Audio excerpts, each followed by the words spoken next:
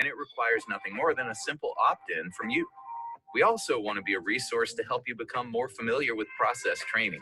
We've created a great starting point for any coach to begin crafting structured programs. Using our templates can get you started delivering real process training programs with ease. Less range time, more income, and better results are all right at your fingertips. Reach out to us for more information on getting started with IKONIK. There's power in your process. We're just here to help you deliver it.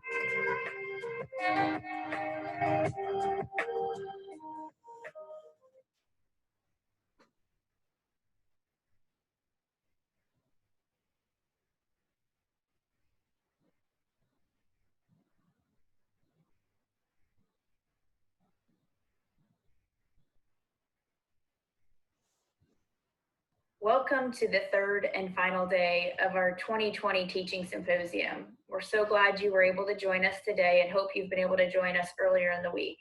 Again, for those of you who have tuned in and who have not, all the information, including the live videos from this week, will be shared with you later on this afternoon. Today, we have a very special guest with us, an individual who has spent more than 40 years teaching the game of golf and has made a profound impact on so many of PGA members nationwide. Jim McLean of the Jim McLean Golf Schools. Before getting started and turning the floor over to Jim, I'd like to take a moment to congratulate Jim on a recent award that you may have been aware of. Jim this year was selected as the 2020 PGA of America PGA Professional Development Award recipient. Jim, what a great honor for you and so very well deserved. Thank you for all you do, not only for the South Florida section, but for PGA members and associates nationwide. The floor is yours.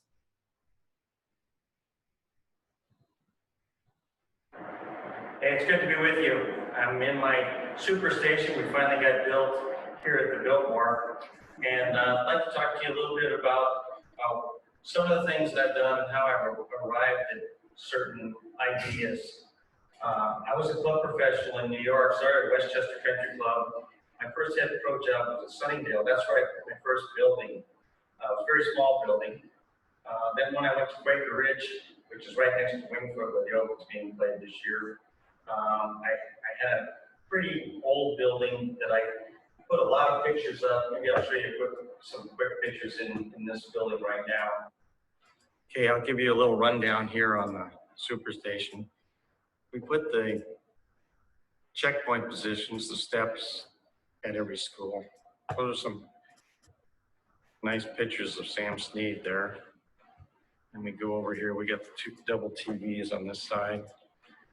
A few things up here. That's the centerpiece of my school. It's always been that 25% theory. Ken Venturi is a huge part of my life, 30 years. That's a putt that Keegan made. We practiced that at Atlanta in the practice rounds, and he made it. That's Eric Compton. That's one of John's things, my son. That's a flag they flew for me over the White House a long time ago for the military. I sponsored the FCWT for about 10 years. It's an HAGA I did. Compton, Webb Simpson, Woodland, Christie, Lexi, Keegan. Got some of the flags here signed. That's Tom Kite. Worked with Tom all of 1992. A lot of the years of that when he won the U.S. Open. And yeah, I got a wall here. Hogan signed this. And I got the wall back there. Those are the back views of the 8 steps, the positions. And then these are all just signed pictures from different people. Okay, we're gonna head back to my office, but back here I've got a bag that Sam Snead signed for me down there. So that was a really special time with Sam. I spent 3 days with him in West Virginia, did a videotape, had a great time with Sam. I also stayed with him twice at the Masters. Harvey Pinnock signed that for me. This is Sam's record, all of his wins right there. Pretty cool. Okay, into my office. This is just, you know, getting completed right now. We still have a few things left to go. On the back wall, there's some important folks there for me. Jackie Burke. I see Bob Toski's up there. Ken Venturi. That's Coach Bill Welsh down here. And then that's John Wooden in the middle here. He was great. Thank goodness I got to spend a couple days with him out in Los Angeles. Then some other pictures on the wall. Things I did with the Secret Service. This was signed by Jack, Arnie, and Gary. Got some pictures of my boys up there, Matt and John. That's Harry Cooper I taught with in Westchester, New York, Westchester Country Club. He's in the Hall of Fame, 31 wins on the PGA Tour. All right, out we go. We head over to the other bay.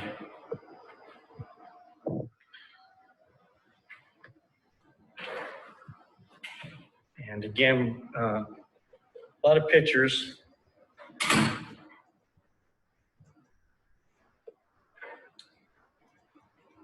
It's a wall with so important people for me. I worked with Dave Eichelberger a lot when he won the United States Senior Open. These are some of the medals I've won for mostly qualifying for U.S. Amateurs, U.S. Opens, U.S. Senior Open. Greg Norman, let's see. Oh yeah, we got a nice little tiger wall. We got to have the tiger wall for sure everywhere. This is the putting room I wanted to show you before we're out of here. That's Adam Long. I worked with Adam a lot when he was younger, and he's done well on the PGA Tour. This is Sam Putt Lab, and just a nice little putting area here where we can work on the most important things of the putting stroke indoors. Then we go right outdoors. We've got a really cool, nice new putting green out in the back. So that's kind of a tour of where I teach. I was also at Tamarisk. I did Quaker Ridge and Tamarisk is in California, in the Desert Ranch Mirage. And I also had a little building there. So I've always liked this idea of indoor-outdoor teaching. I got those ideas from Carl Welty, and I'll continue to talk about Carl. But when I went to Sleepy Hollow, they built the back end of the range that wasn't there and put a building on the range. That's what I always wanted, is a building on the range where you can get out of the range, get indoors, and open the doors up and get straight outdoors or walk out on the range. That's what we have here at the Biltmore. I went to Doral. That was in 1991. I continued to do Sleepy Hollow and Doral for a couple years. I love being a club pro. And by the way, I taught a lot of club pros up in the men's section. I haven't taught that many club professionals down here. I'm not quite sure about why, but I have had a few. Patrick Rada's been coming down, and I've been working with him periodically. It's been really fun to see his progress. So I always feel like if you have a chance to go work with a professional that you think's a great teacher, a top teacher, or a well-known teacher. Bob Toski's been down here forever. I'm sure a lot of you have got to see him. I hope so. Bob Ford, phenomenal. Those are opportunities we got here in South Florida PGA. Anyway, back to Doral. I actually built a 4-bay building on the range, a really nice one. And that was, I think, the first one that was ever built. And we had a great time in Doral. I love Doral. I had 26 great years there. And then in 2018, moved here to the Biltmore. I had the opportunity to be in public places where anybody can come take lessons, which is a big advantage. And of course, being in New York, at Westchester, we had the tour event. Sleepy Hollow had the senior tour event. And then throughout 25 straight years of the PGA Tour event, where you have tremendous access to videotaping the top players in the world. So that's been my biggest thing, is videotaping, side-by-side comparison. I'll run through something here real quick and show you a little bit of how this has come about. But my main guy in my life for research was Carl Welty. came to Seattle when I was 19. I met him up there a long time ago. And we became friends way back. And he would film me back then with an actual camera, 8mm camera. And he also had a sequence camera. And I ended up getting a sequence camera once I stopped playing. I played for a few years after college. And then I got that sequence camera at Westchester.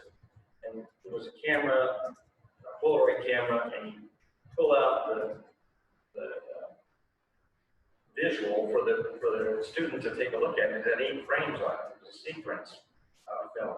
So it was really cool that you could have eight positions. So then, later on, I eventually did the 8-step swing. It's kind of based on my sequence camera, using that. But then Carl got video immediately, and so did I. The year was 1979.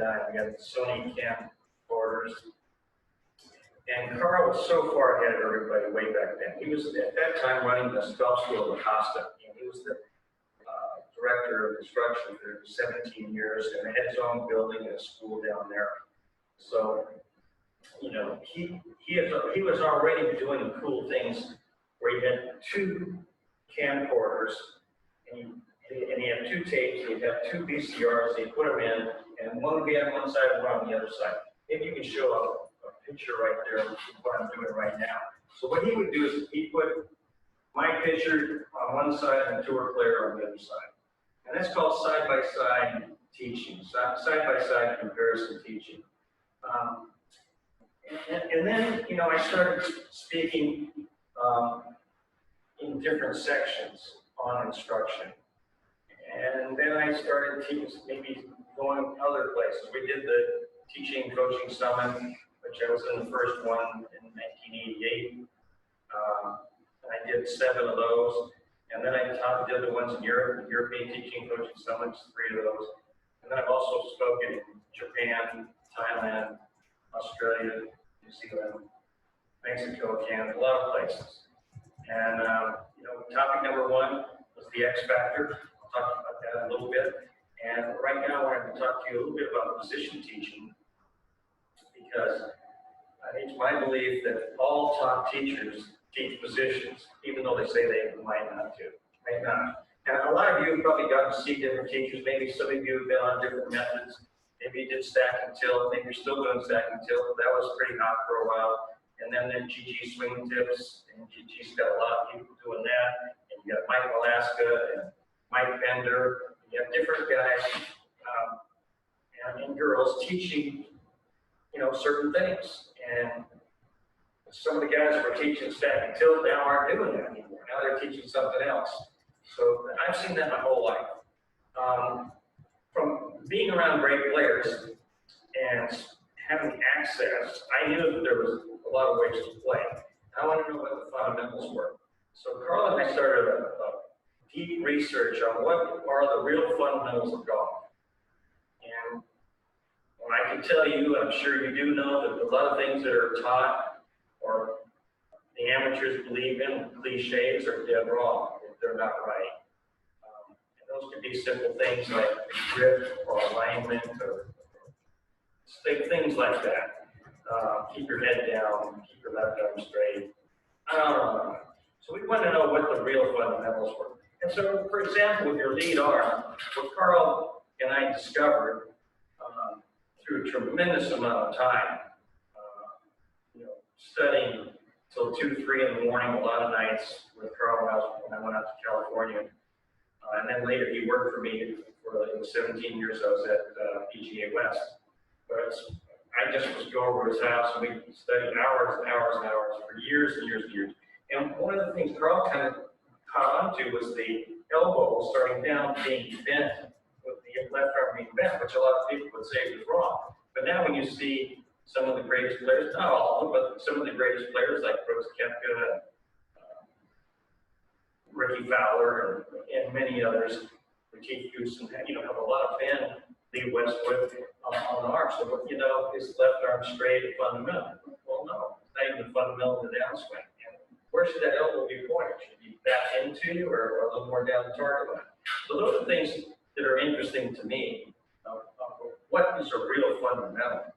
So I could go, I have them in the book here, I've got 25 of them that we found. Some of them very simple, like the downswing arc is inside the backswing arc, so that's 100%.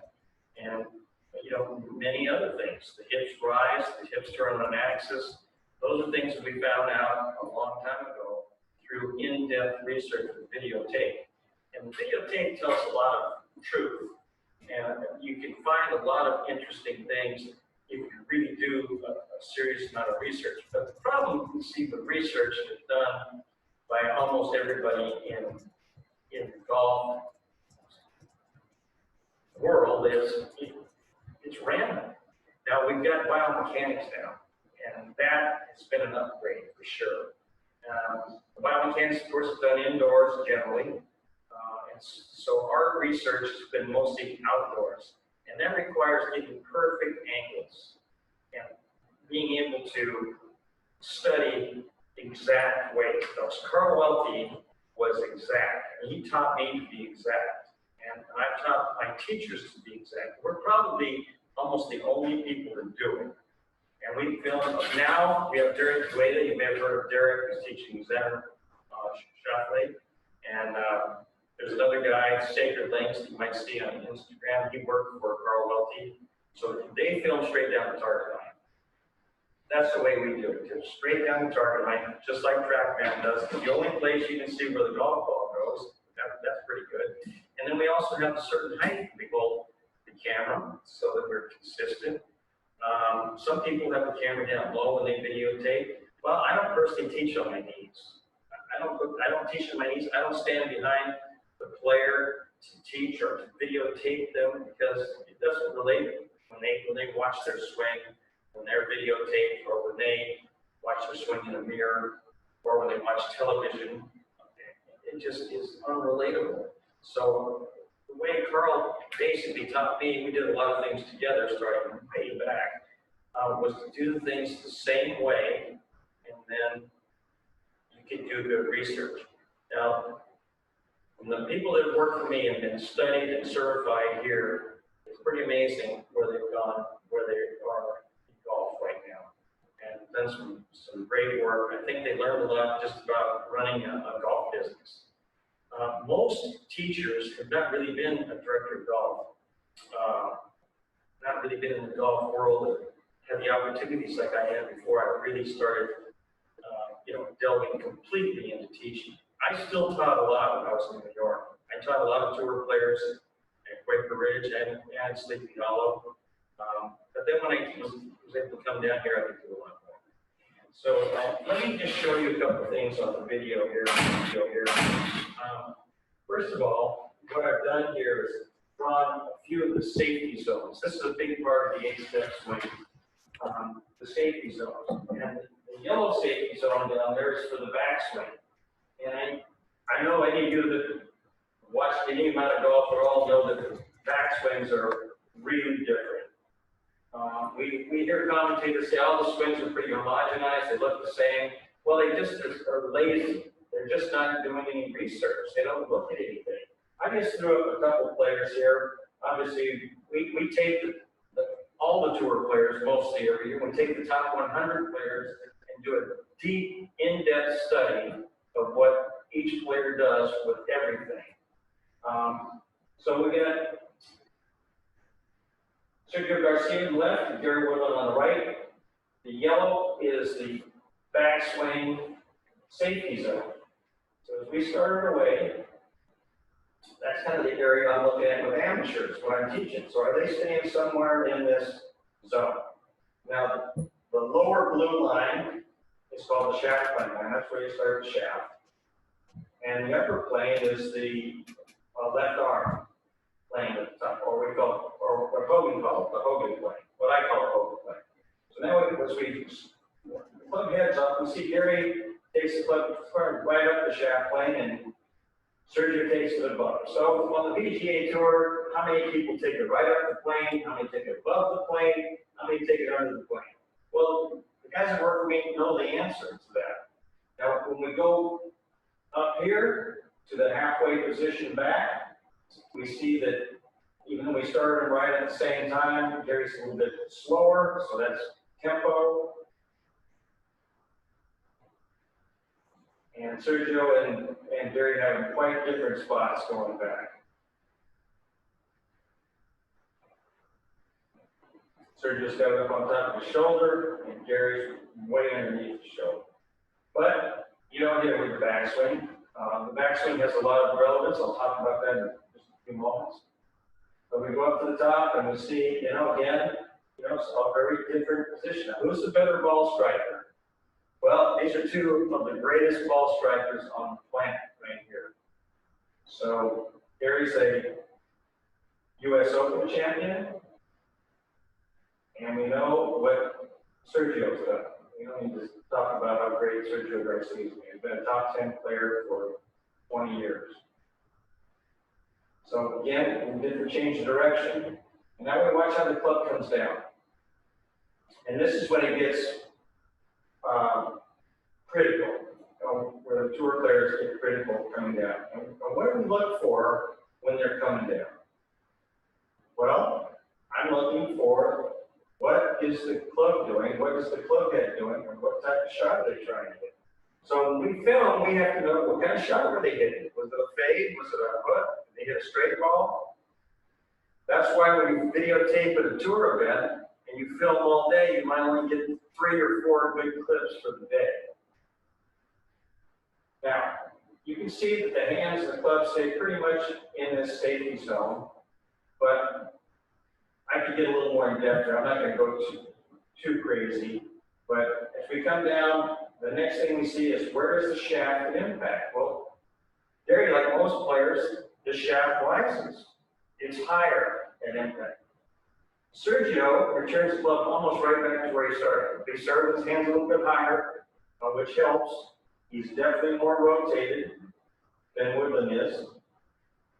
Gary Woodland swings a driver, cruises at about 126. Sergio is not slow. He's about 118, 119. Now we go through, and this is how the club goes through post-impact, halfway through, which we can't really see from this position. But we can see how the club exits. So one of the things that Carl and I did, we talked about a lot of things, and we were the first ones to talk exit plane. That was a word that most people had no idea what we were talking about.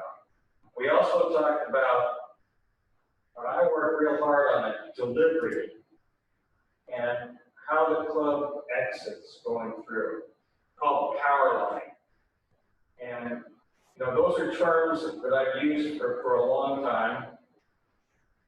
But these give us the basic way of just looking at a golf swing. So Gary hit a punch shot right there. That's a different shot.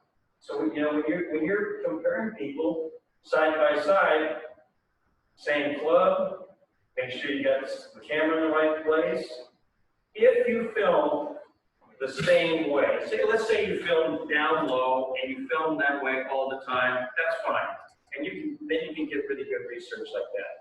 The problem I see is when you go out on the golf course to film, and you're working with someone that plays off the line with an open stance or with a closed stance, and then where do you put the camera at that point?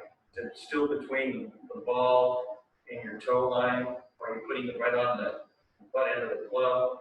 And so to me, it gets very difficult to videotape. But whatever, people disagree. That's fine. I've been really happy that we're one of the few people that do this, but it's allowed me to do some really good research.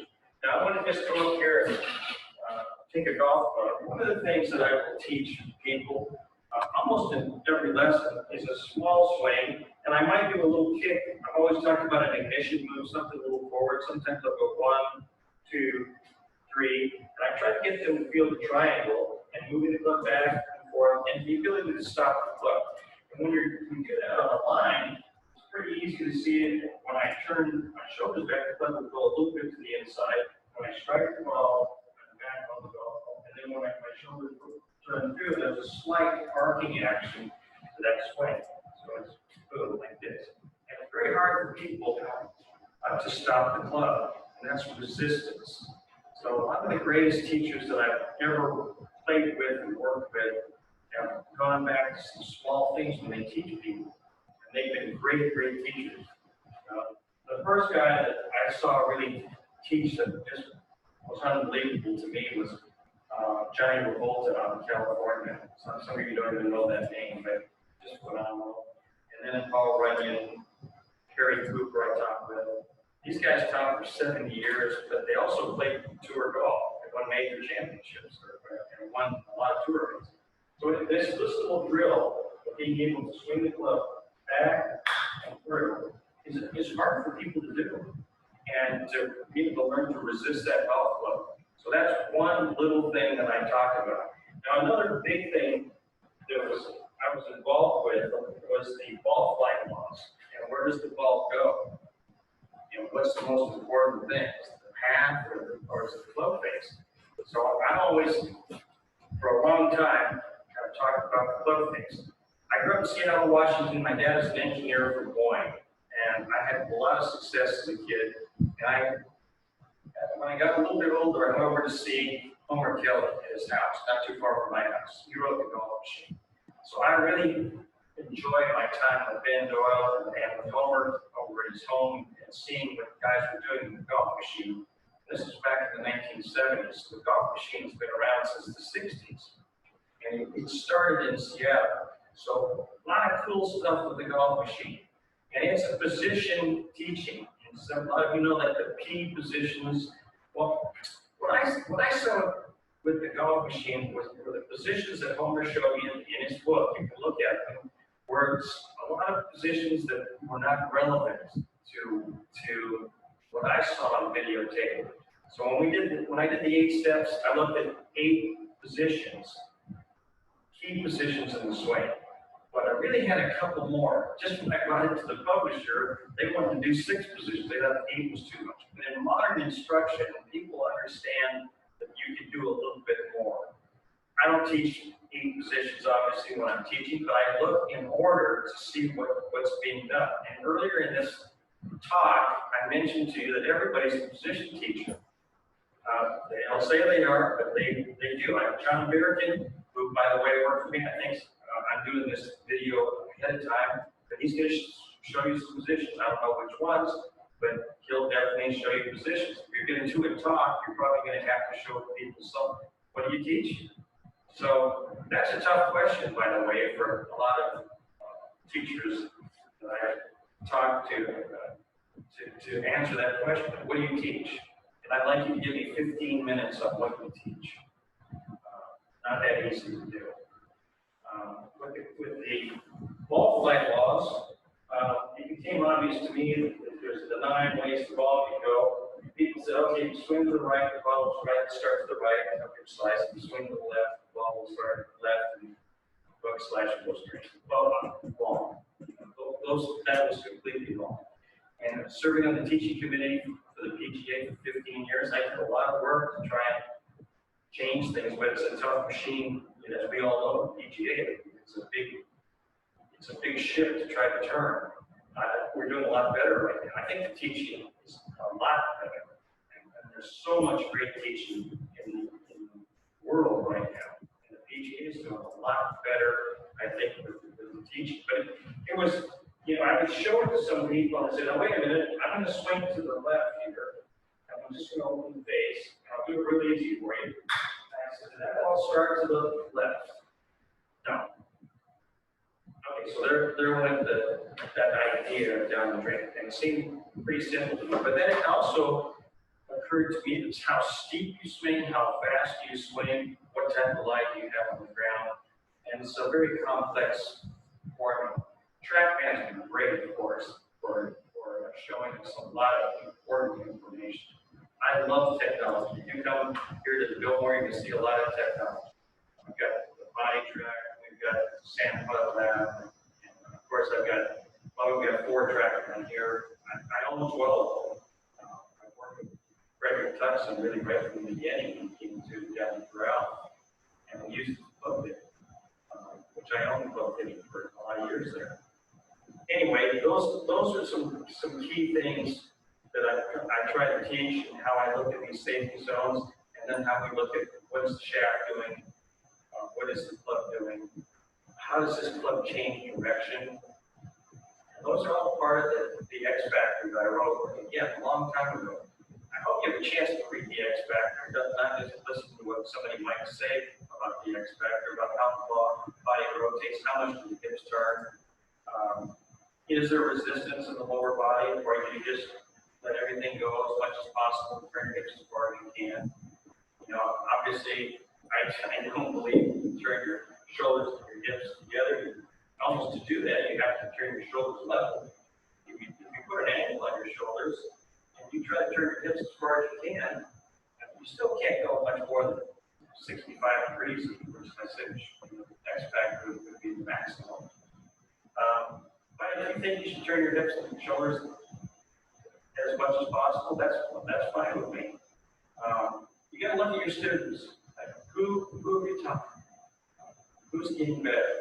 Or do a lot of people want to come see you? Those are the things that I look at for teachers. I mean, you can either teach a lot, teach people and get them better, or you can't. So that kind of shows me what my teachers are doing when I look at them and see how they progress when they're down here, and then some of them stay, and some of them leave. Glenn Farnsworth's been with me for 38 years. We've had a whole age. I mean, he's just been an unbelievable teacher. When I look at what is the club doing in the golf swing, I'm watching to see how this club goes away from the body. Are things working together as you take that golf club away? When you come through, are we synced up as we go through the golf shot? When you change direction, I mentioned this club is out here in space, and when you change direction, the force on this club, if you're not tied with your hands and arms, is going to have the club relax and lay down. When I work with Carl, going back, what you can do with videotape if you really study. We drew on the TV before there was no computers. You know, what are you going to do? So we took a Sharpie and drew on the television, and it was really cool. But one of the things I started doing was drawing on the shaft. So I would look at the tour players, and I saw this happen. The club would go up, and it would come down. So I draw a line on the TV, where the club was going back, and I draw it all the way down. And it was like this. So it made an X on the TV. The first X Factor I did was an X that the club made. And it was about 98% where they all did this. So that was part of the or let's say with the right elbow swinging a little bit this way when you start down. And the club falling the other way as you come down. So this little movement right here. Big mistake that a lot of club pros make, good amateurs make, is they go to the top and they try to get the club to the inside by dropping the hands, inside dropping the arms down. And that's how you get stuck from the inside. We call it steep from the inside. I'm going out to teach you in just a few minutes right now. You can do it small. You don't have to do it small.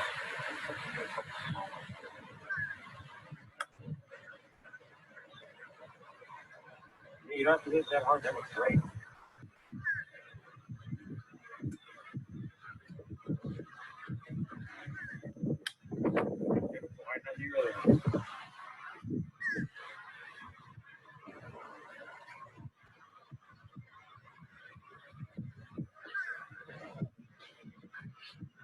Now we're going to go leaving. Not too hard.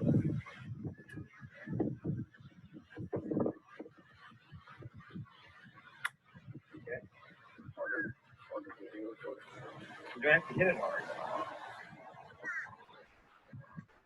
Terrible lies. And you try and get him a decent lie.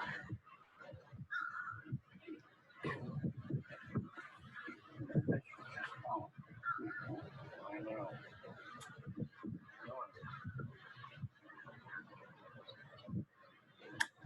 Anyway, so when you do this, left hand, feel a little rotation. Yeah. And Or right hand. you know, I've made two discoveries. On the right-handed, my backhand, I found I was doing too much of this. And once I started moving this, Once you move this, you're with it. then instead of hitting the ball 10, 15 yards, I could easily hit it 35 with no effort. Right. And with this hand, because I've always fought pulling through open club face, I went practicing yesterday. I tried to like on my wrist, and all of a sudden everything went solid and straight. Yeah. You know, Well, you don't want to go through with your lead wrist and do that. You know, you have to learn to turn it down a little bit. and I've never done that. Lead hand. That's something that's See, that one I turned. yeah. The others I was doing this, Yeah. and I can't control the arm with just my arm. Yeah, I like when you hit that shot like that. When you went through, this stayed in instead of blocking. All right, let's see two hands Okay. and a sharp punch shot. Not long. Just like those ones right there, except it's two hands. Nice. Yeah, these your divots? No, I just. Oh, these are. Yeah. I came over here using a little bit of grass to save your grass. Bring the 7-iron.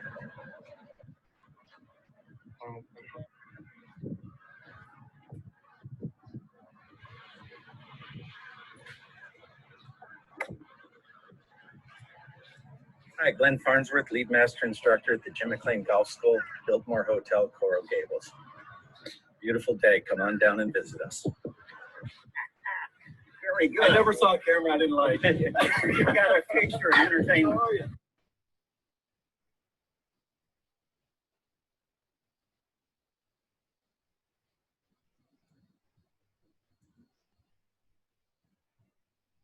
Your grip's in it perfect right now. So you can look up and you can see that grip, okay? So if you pick the club up right here, you'll see a lot of players do this. Pick the club up, feel the weight of the club out here. So if you grip tight, you can't feel anything.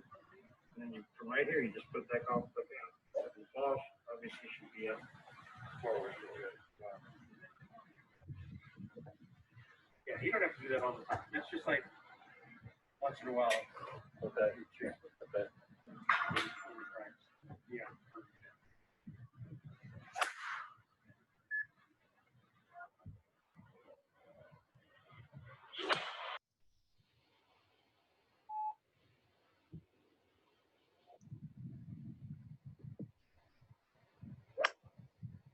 And the other thing I want to talk to you about is after I got something that's projecting. Don't get too stiff. Be straight. Your arms are extended, but they're not rigid. And you get a little bounce.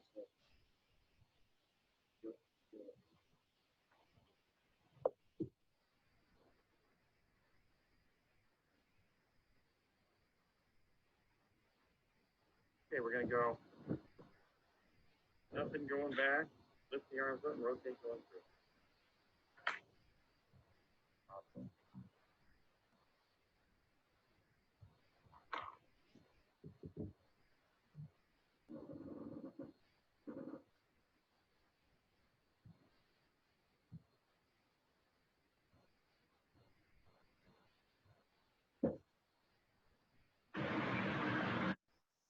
Yeah, I'm in here with CAMRYN COFFIELD, and she is getting suited up for years and artificial intelligence to fit her driver.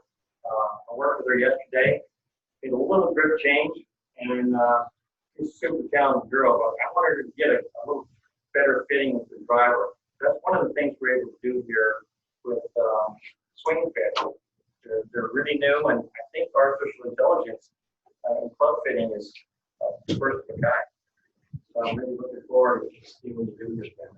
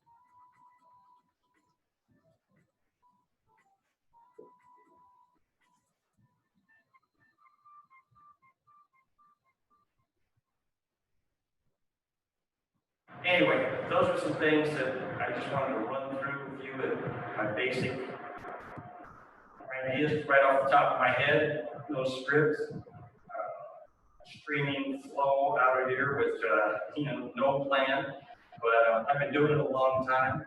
I hope I can answer some questions for you as we do this Zoom meeting. But I'm very impressed with the South Florida PGA. I've been to a lot of places in my life. I love living down here in Miami, and certainly appreciate this great section. I'm so impressed by the improvements I've seen since I've started here. Going to the meetings and seeing the really professionalism in this section. Coming from the men's section, we always felt like that's the best section in the country, hands down. But you guys are great, and thanks for allowing me to talk to you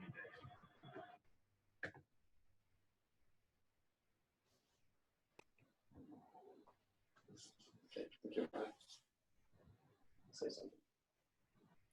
Well, that presentation was a little jumpy. We didn't quite expect that, but that's the technology. Looking forward to getting some questions. Hope I can get through this thing correct. Jackie told me we'd have about 1 minute here before we stabilize everything and the questions start popping up. I did see there was quite a few people on the Zoom call today. And I'm definitely looking forward to speaking. I went right from talking there right out to teaching. That was Bob Campbell that I worked with. He's 75 years old. He's a member over at another club.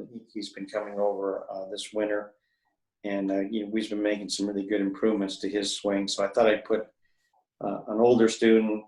He's about a 15 handicap, and trying to work him down to some more solid ball striking. He was very unhappy with the way he was hitting the golf ball, and definitely it's something I enjoy working with every level of student. CAMRYN I've been working with for a couple of years. She's won a lot of national tournaments right now. She's only 12 years old, but she's got that fire and enthusiasm that I look for in a student that really wants to improve or really wants to get better at golf. I'm anxious to talk to you more if you have some questions about position teaching. I'd love to talk to you about this new book I've done, Build Your Swing, and it's about position teaching in the modern age. I know a lot of you are very up to date on what's being taught right now. You're seeing Instagram and Twitter, other things that YouTube, where you might be seeing something you'd like to ask a question about. I'm used to doing these types of question and answers because we do Monday meetings at my golf schools. I've always believed in the training. I think that's been a big part of why we've had so many teachers work here and then move on to really great places, great jobs. John Bierkin was one, going to Aronimink, and then he's down at Old Marsh in the summertime, wintertime. But we have tons of those people. I listened to Jason Bale's presentation, and it was very interesting, very well spoken. You can see why a lot of people want to go see Jason, and that's I think very obvious So that was a really good presentation. To me, you know, if you're not, I always look at myself as a teacher first, and then maybe a trainer and a coach. But if you're not teaching positions or what you want to see in the swing, then you're really just a cheerleader, and you're a drills coach. And that can be good. I mean, if you got really talented people and you just give them drills and things to do. But if you have somebody not swinging the club well, not hitting great shots, not good shots, what are you going to teach them? Like, what would you teach them? Would you start with the grip, the stance, the setup position? That's a position. Would you start on how you ignite the golf swing? Would you look at how they take the golf club away? Would you look at their position halfway back, the top? Where, I mean, like, where do you think a good position is? I saw John Birkin talked about a position, you know, on the downswing that he's looking at. Okay, so that's something we look at in transition. There's two positions we look at in transition, 5A and 5B. So there's 8 sections I put in the new book. There's a couple positions that I've used in my teaching forever, and all of my teachers have used them also. But when I wrote the book, The 8-Step Swing, it's very difficult to get anybody to publish the book. They wanted maybe 6 positions. I thought 8 was way too many. Finally got it done. So I'm going to look at some questions here, hopefully. Let's see if I can get this done. Let's see here. This is from Ryan Miller. In running a golf academy, what are the techniques or the technologies you must have, and rank them in importance? That's a big question. The technologies. Okay. So the number one technology for me is the videotaping and doing it correctly. I think TrackMan's been great. I love TrackMan. I own 12 of them, but that's a really cool thing that's been great, and people like that. We use BodyTrack here, and I've enjoyed using the kind of the force plate idea. I actually had force plates at Doral in the 1990s. And then you had different, you know, force plates that have come along. Catalyst is really good. I like BodyTrack because it's just easy and simple. Well, when you see those things, the traces, which I started doing with Terry Hashimoto way back, right when he started BodyTrack, started to get as many pros as they could get on there. And then you see they're very different. You know, it's not just one trace. It's not a straight line trace. I think a lot of people think that's what it should be, but there's the hook trace, and there's some other traces like Gary Woodland had a lot of back and forth. They call it the Z trace. We use Sam Putt Lab. We've got gears down here, which is really cool. I had gears at Doral and in my school in Texas. So gears has been good. I think it's particularly, we use it with our new company called SwingFit, which is using artificial intelligence to fit your golf clubs. That kind of takes the bias out of whatever fitter you go to.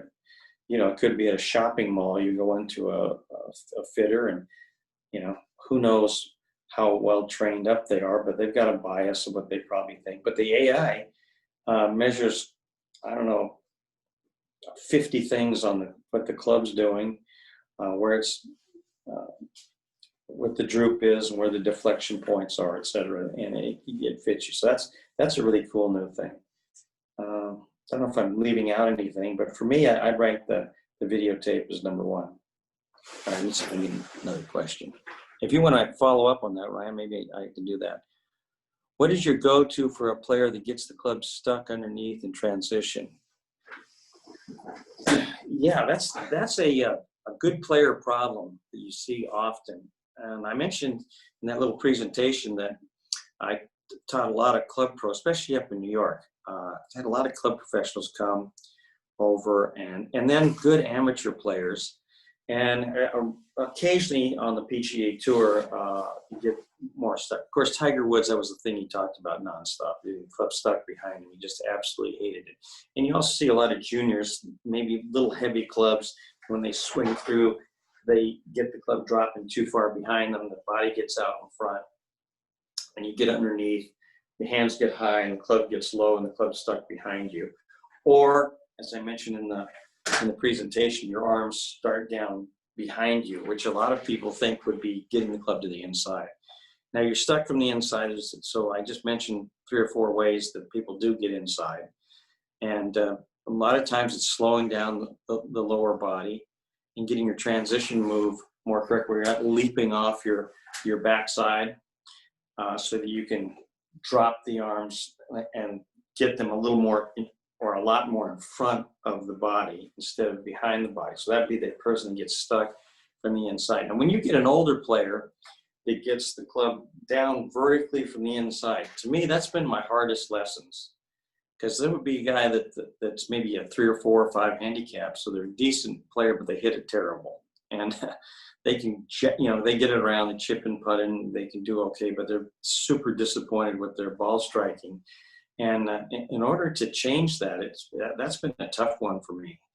But I definitely work really hard on their transition. I work on their hand path, and show them that the hand path generally works the opposite of how the golf club works or how the shaft works. So the hands work slightly out as you start down, and the club falls behind you.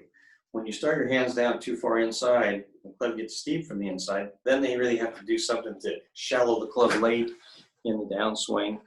And it's a real test of timing to be able to hit a really good shot. So it doesn't happen all that much often.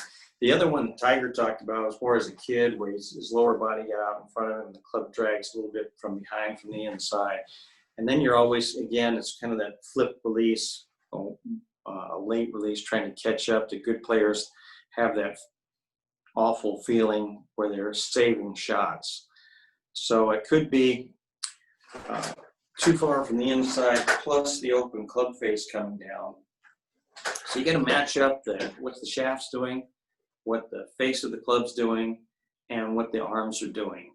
And I think it's very important that you realize that unless you take the club out like McElroy or Trevino or Matthew Wolf, maybe way out, and then you drop your arms behind you so they get on the kind of, I would call that the inside slot swing, where it's done correctly. You have a little loop up here at the top with your hands, and then as your hands come down, they're further out. The bad move is when you go kind of back in a good spot and then loop it to the inside, and your hand path never gets on top. And it's a difficult situation for a lot of players. And where I see it is a good-looking swing with a golf professional, a club pro, and they have a real pretty-looking swing. And a pretty swing is only as good as it is effective.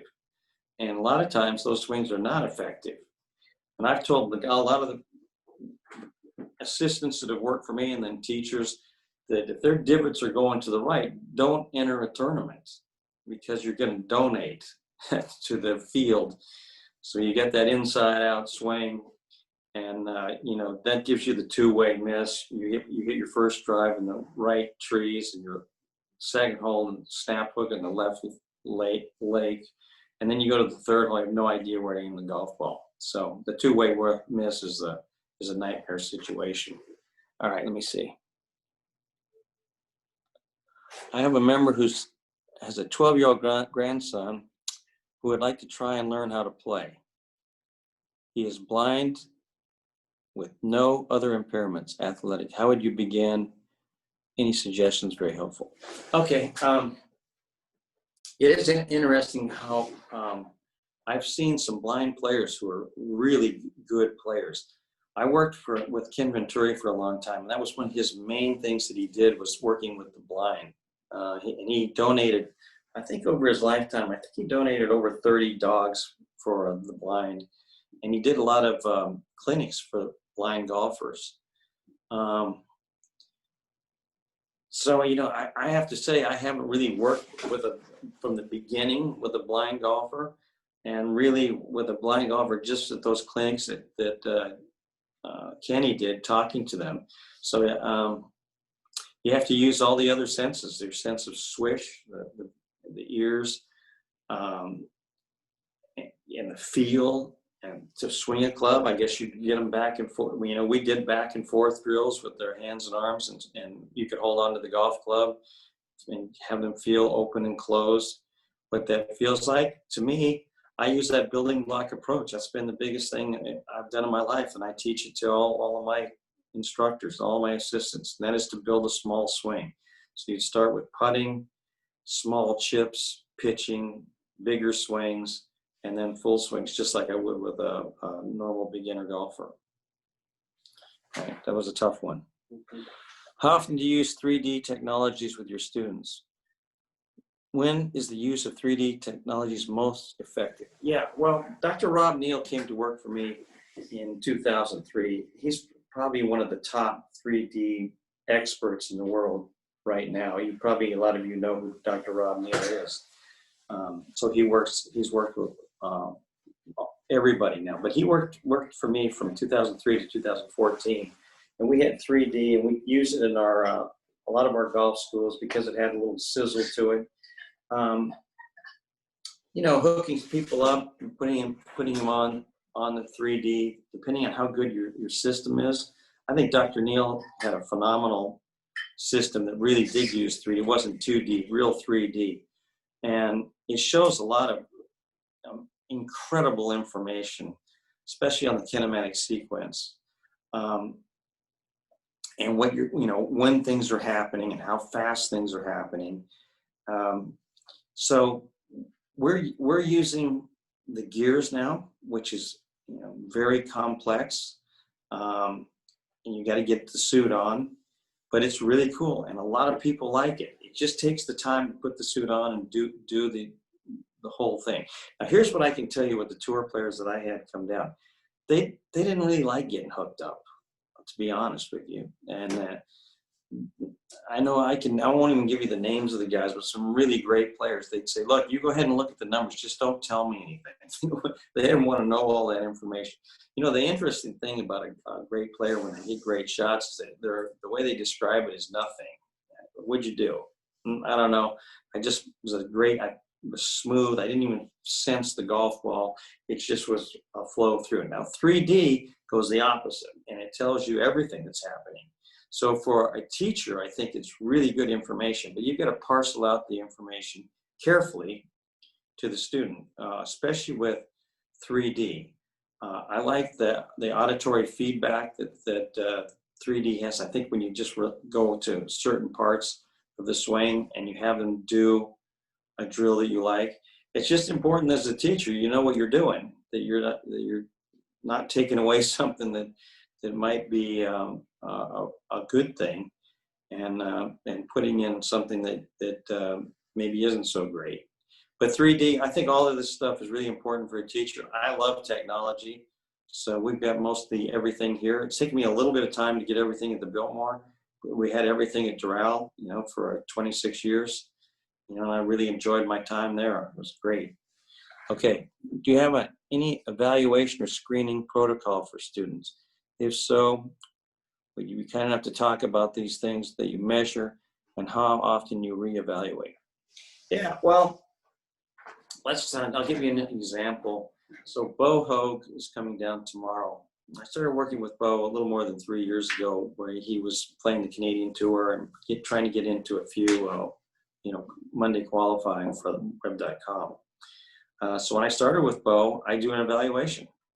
But I tailor my evaluation to the student that I have as far as in-depth. And with a tour player, you're going to go very in-depth. So I want to know everything. And I write down everything, and I keep a file on everybody, and I keep a video on everybody I've ever taught. So I have a big filing system where I put things in.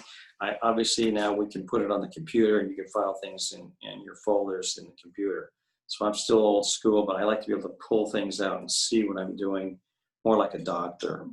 So I guess you want to know what's in the evaluation. Well, I want to know what where he felt like he needed to improve. Like, what part of the game do you want to improve? Now, almost everybody goes right to the long game, but I like to go more in depth than that. So, yeah, he wasn't hitting it perfect, and I'll talk to you about some of the things we did.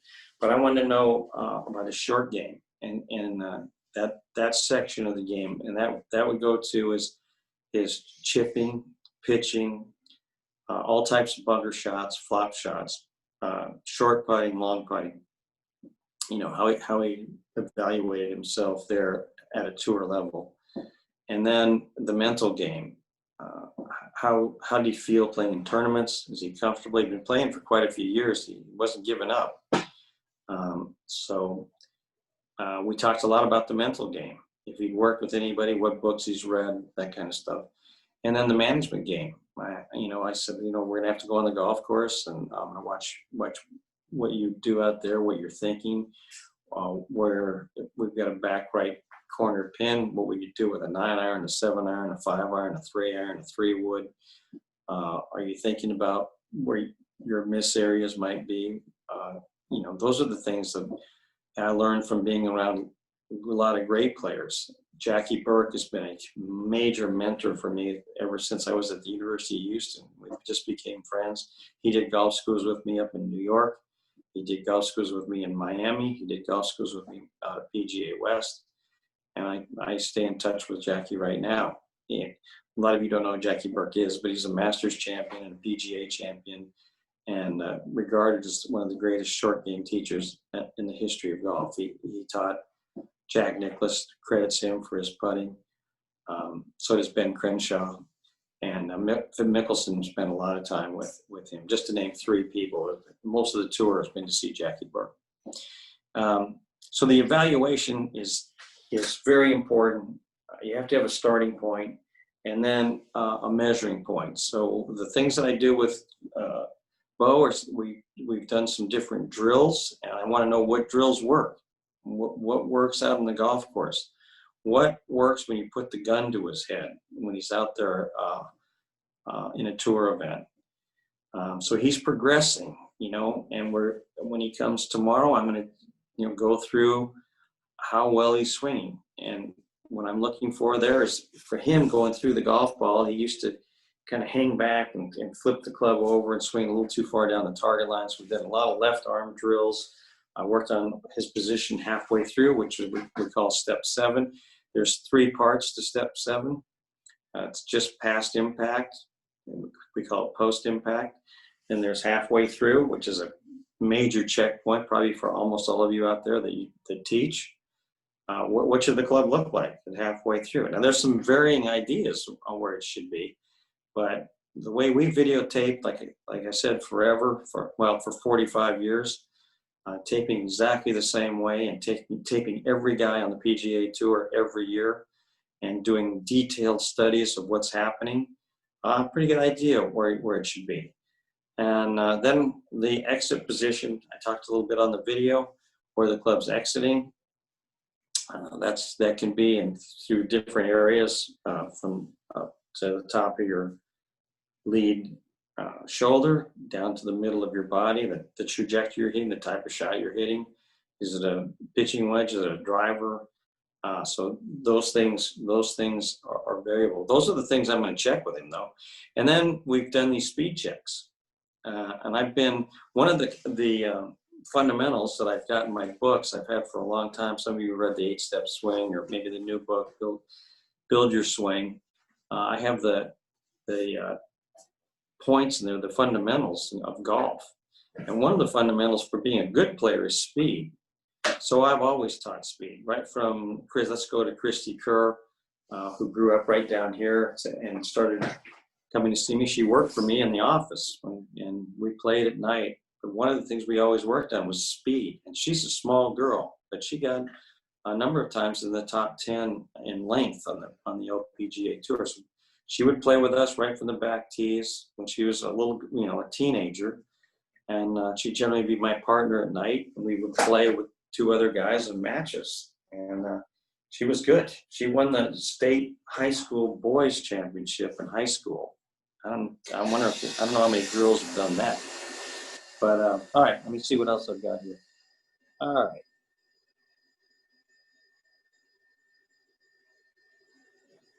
Okay, why didn't I change some incorrect positions in Lexi Thompson's way? I think that's an amazing question. Not going to answer that question because it just doesn't warrant an answer. Okay. In dealing with traditional outside-in path with an open face lesson, do you correct path or face or path? I correct the face because once I get the face corrected, and we were talking about a open face, a ball going to the right. I'm going to correct. I think club face first. It, for me is, and that's what I've taught all my teachers. And you can correct the club face first with the grip. You can correct it with how the wrists move in the golf swing. And you can correct it with the amount of rotation and the speed of the rotation in the golf swing. So I'm big on the face first. I know there've been some teachers that talk about doing the path first, but I've been teaching a long time. And if somebody's slicing the ball off to the right, and you just tell them to swing out to the right, and you think, well, if they swing enough to the right, then the open face won't be that open and it'll be okay. I found that not to be true.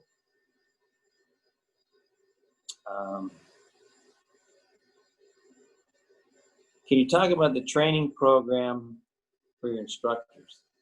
Yeah. To me, this is, I don't know, of the things I've done in my life, I think maybe the best thing. The training is in depth and it's continuous, and to be an assistant anywhere I've worked, but especially let's go down to Doral and then to here to the Fillmore, is generally takes an assistant who's worked at a nice club, or you know, that's kind of what I look for. Somebody that's had some experience, not that a total rookie. Takes them about 6 months of training until they can get certified. We have a certification program. It's not a 2-week certification program. It's not a 3-day certification program. It's an in-depth program where they go to the Monday morning meetings. There's a Thursday night meeting. That's just for the assistants. Then they have studies that they do. That's continuous. And then they have to watch the lessons of the teachers. A number of my teachers have been with me quite a long time.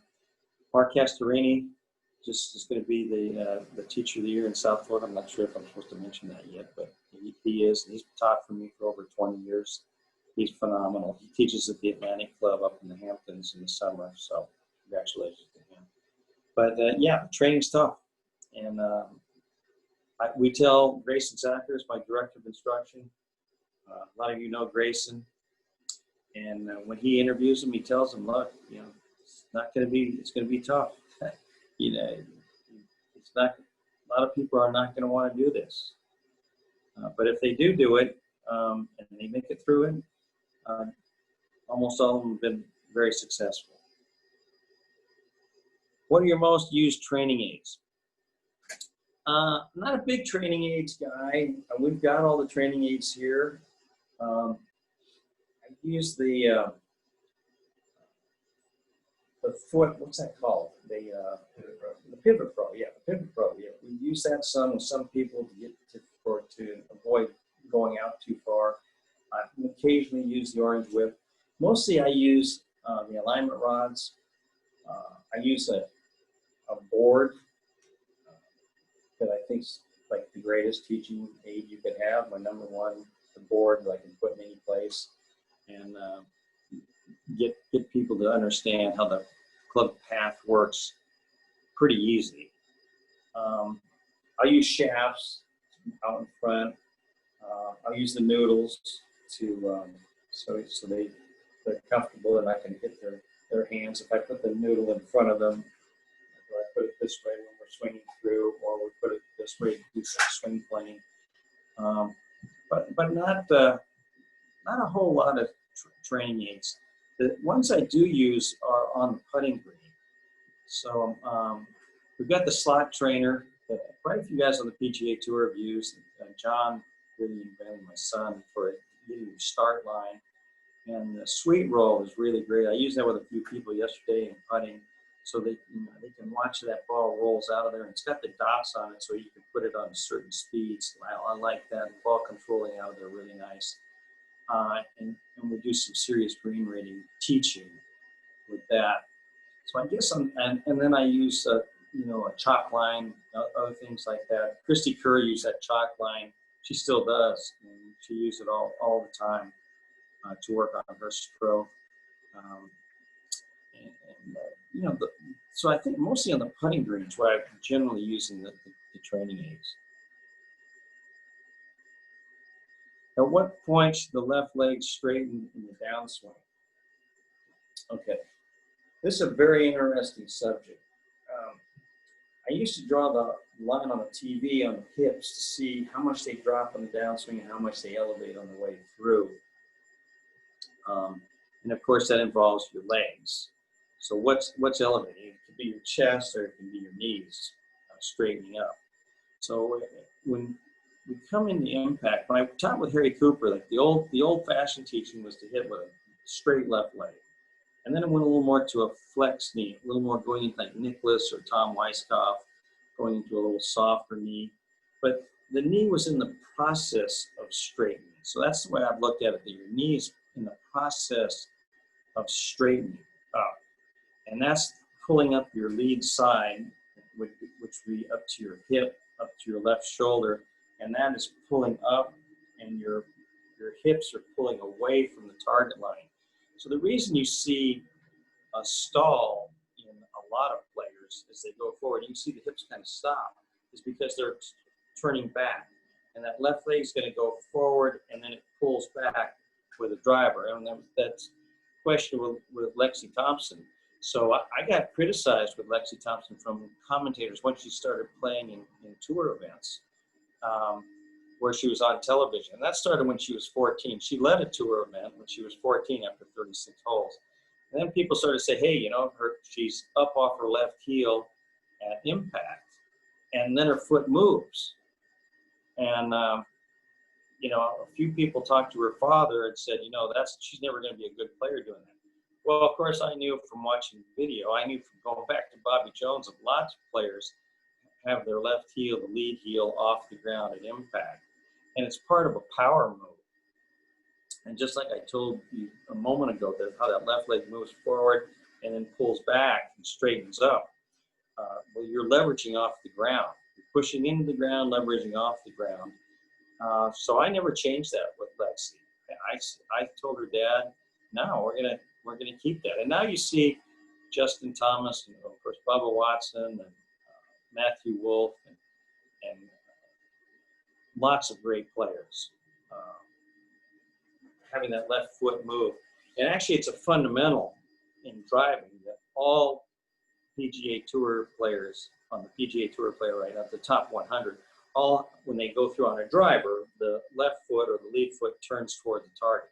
It just shows you the amount of rotation that's happening and leveraging that's happening in the golf swing and how important power is to striking the golf ball. You see how I'm doing on time. Let me see if I got another question here.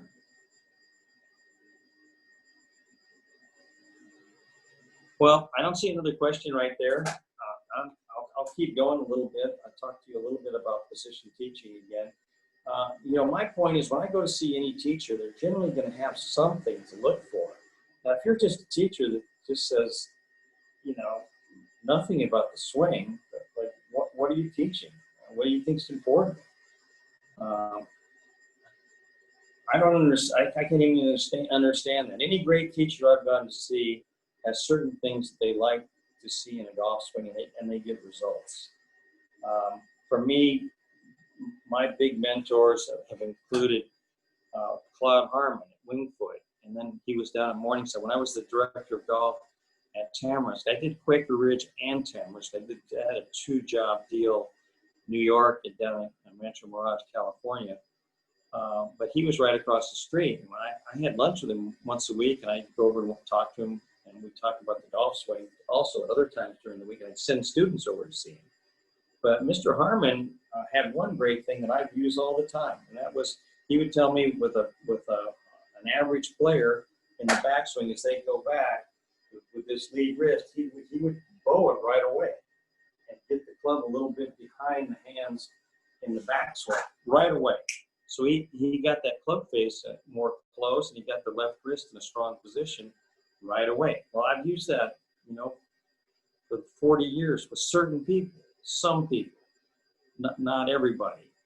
But, depending on the type of shots they're hitting, I want to look at where this club face is. Now, let's say they got an open club face at impact. Well, to me, where did it start open? Was that because they had a really weak grip? Was it they rolled the face early in the backswing, or the other way to open the face is to take it this way going back and get your wrists cupped and get the face open. Say like Matthew Wolf does that and has the face like super open going back, and then changes it on the way down. So you got to look at where is this person with the open face, like where did it happen? And a lot of times it's not an address. It might have a great grip. It might have a great takeaway. Might be good halfway back. Might have the face a little toe down, in a 90-degree spot. Might be pretty good at the top. But when they start down, wow, right here in transition, I look on that video, I see, wow, they started to cup that wrist on the downswing. They got steep, and they cupped the wrist on the downswing. So that's where I'm going to work. Maybe it's even a little bit later. Maybe they come down into late step 5, coming in, and just as they come in impact, or when they get right into that section, they break down a little bit, and you get a little of the chicken wing, and this happened. But it happened late. So now I'm going to work on that section of the swing. So to me, having sections of the swing, having the steps to look at in the golf swing is so great for teaching. When I teach people and they leave the lesson, they know what to work on. It's not just work on your swing, it's work on this or that or the other thing, that they have a guide map. I have a plan for them with their golf swing. But remember, there's those other 4 parts that I teach you. The short game, which has multiple sub parts to it, and it might be the mental game. To me, I've got to be a swing coach. I've got to be a short game coach. I've got to be a mental coach. And I got to be a management coach. Now, if I'm not good enough on the mental stuff, although I work with a lot of these top sports psychologists, they're good friends of mine, I send them to them. I had Bo go see Bob Rotella. Keegan was with Bob Rotella. And Kite was when I worked with him too. And then Dr. Fran Pirazzolla. Lanny Basham was at my golf school in Texas for 10 years, and his son. He's a phenomenal mental training coach. So I learned a lot from those guys, but maybe not quite enough for some people. So I send them with physical fitness. I think I know some pretty good things to do for how to make somebody swing a club faster. But I'm not an expert on fitness. There are some great experts in the country for Bo and other people I'm working with.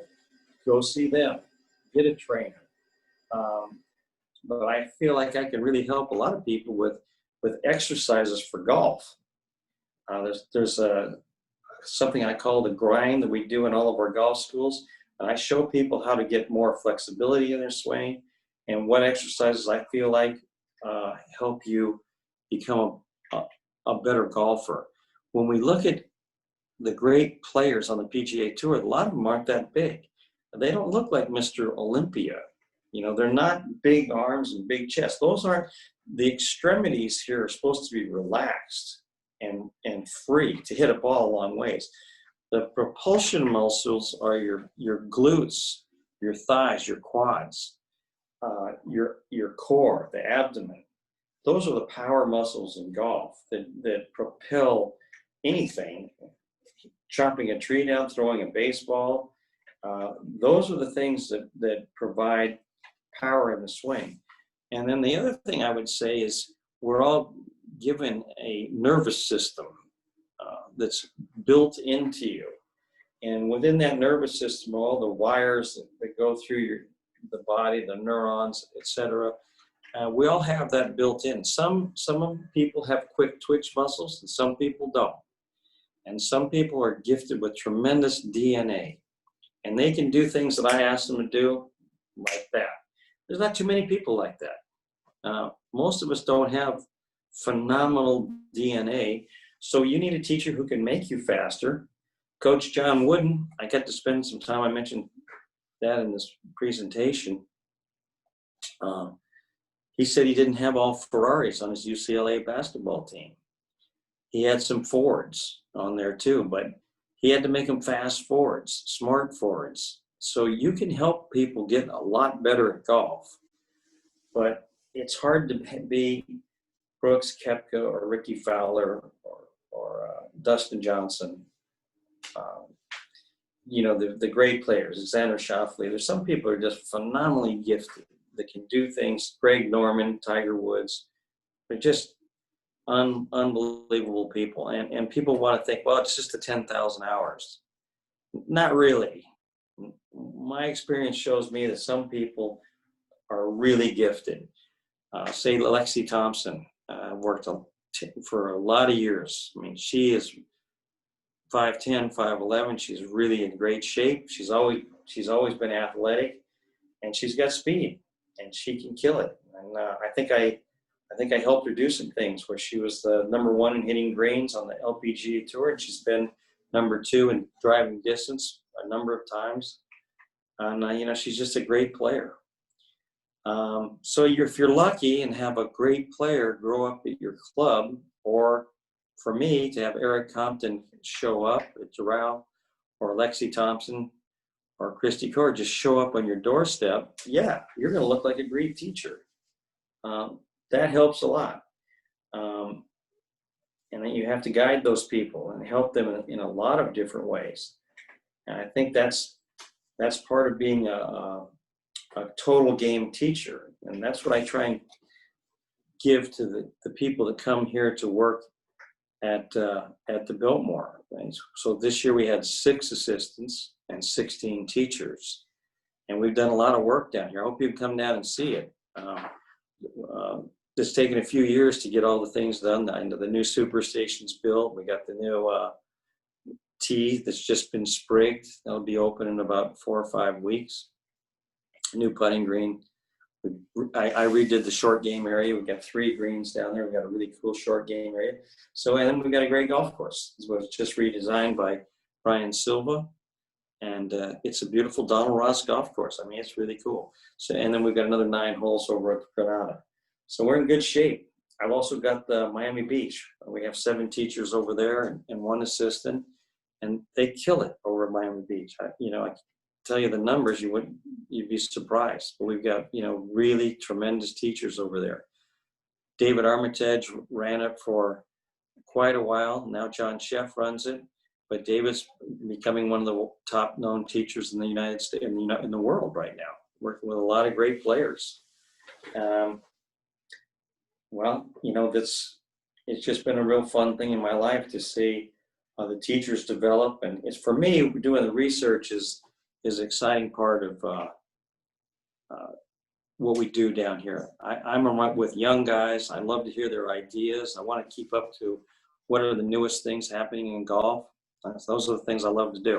I don't even know what the time frame is, how long you're supposed to go, but I wanted to thank Jackie and Meredith and Joff over this section for putting this thing together. It's a little different doing a Zoom education forum.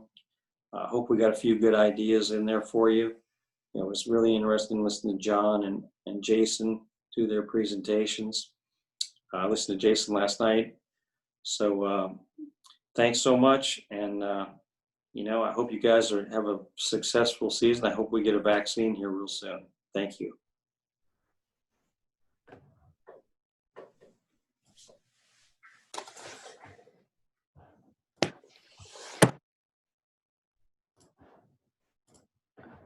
Thank you for tuning in to this week's teaching symposium. We realize it looks far different than maybe what we had anticipated, but we feel that the content that was delivered was extremely invaluable to you, and we hope you found it to be that way. As we look to close out the end of the year, I'd encourage you to consider participating in what we consider to be our capstone event, the South Florida PGA Professional Championship, set to be held September 22nd to the 24th at Broken Sound Old Course and Plantation Preserve. For more information, please visit our website to sign up. In addition to this event, we will be working to develop an education program to finish out the year, which will be launched via Zoom as we did this week.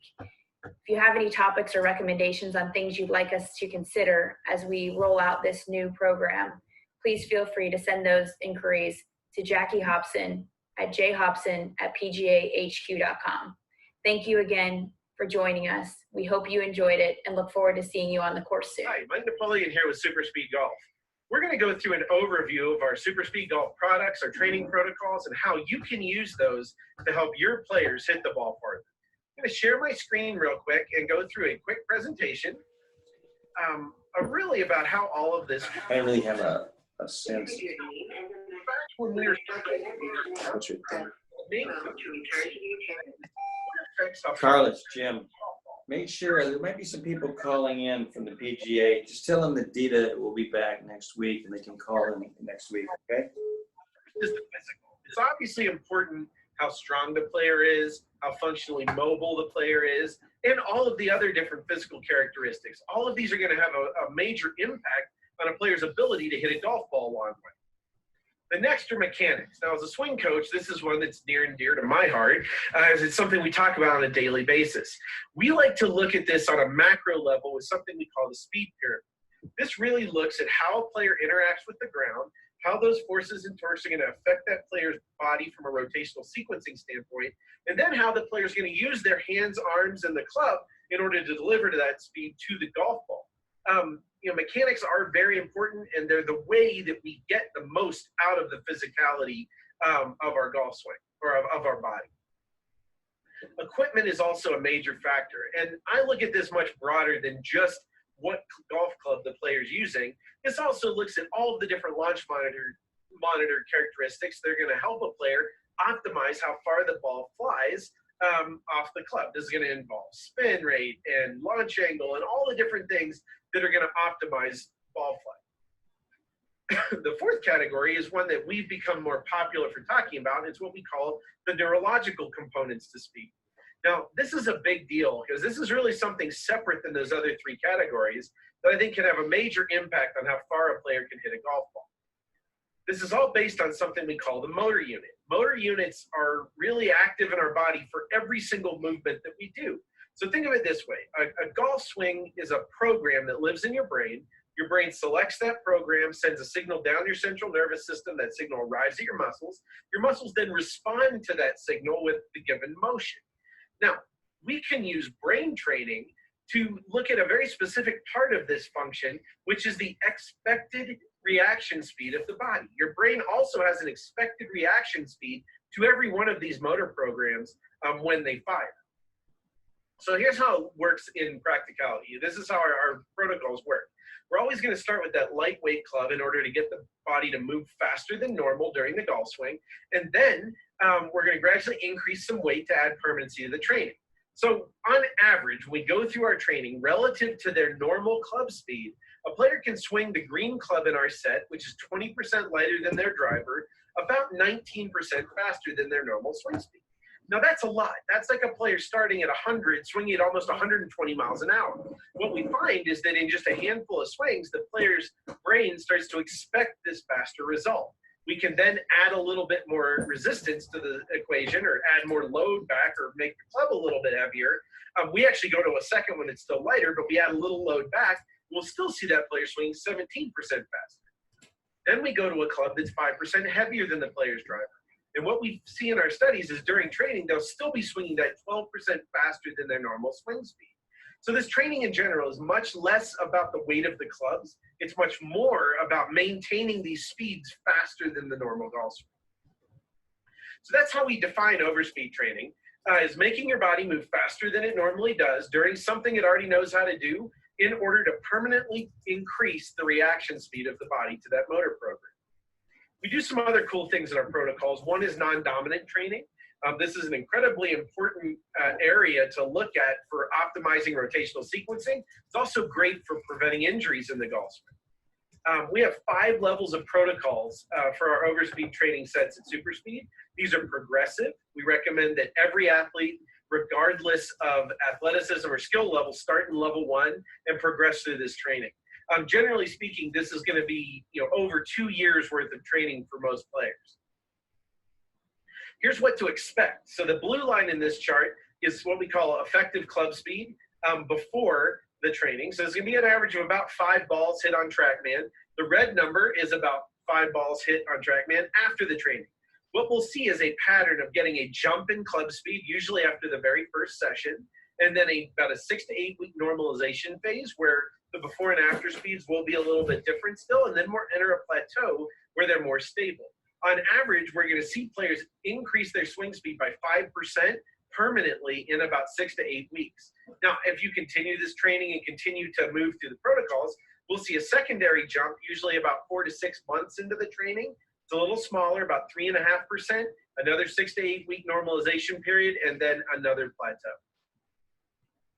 We released another product back in January of this year called our SuperSpeed C Club.